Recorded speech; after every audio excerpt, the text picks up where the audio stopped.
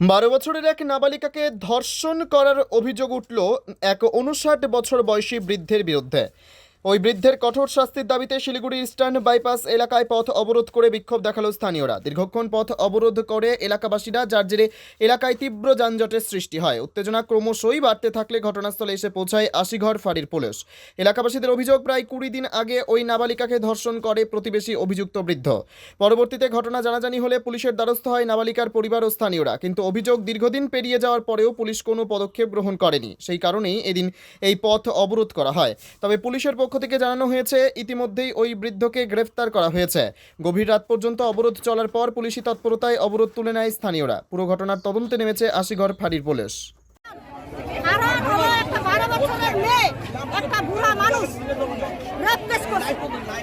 এই জন্য পুলিশ কোনো কেস নিচ্ছে না, পুলিশ কোনো বিচার করেন না, তার জন্য আমরা রাস্তা ঘেরাও করলাম।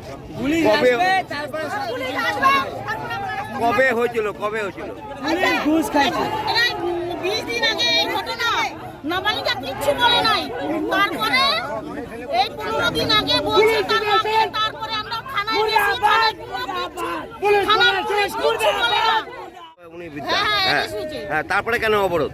আমরা চাই যেন কঠোর শাস্তি যেন আসামি হয়, আর আমরা মেয়ের ক্ষতিপূরণ চাই, আর ওদেরকে আমরা এই পাড়া থেকে উচ্ছিন্ন করে দিতে চাই একবারে। আমরা ওদের পাড়া, এই পাড়াতে আমরা এরকম লোক রাখবো না। ওর জন্য একদম ওরা এই পাড়া থেকে কোথায় চলে যাবে, একজনের জন্য, আমরা একজনের জন্য প্রত্যেকটা বাড়িতে মেয়ে আছে, 2জন 3জন করে প্রত্যেকটা বাড়িতে মেয়ে আছে।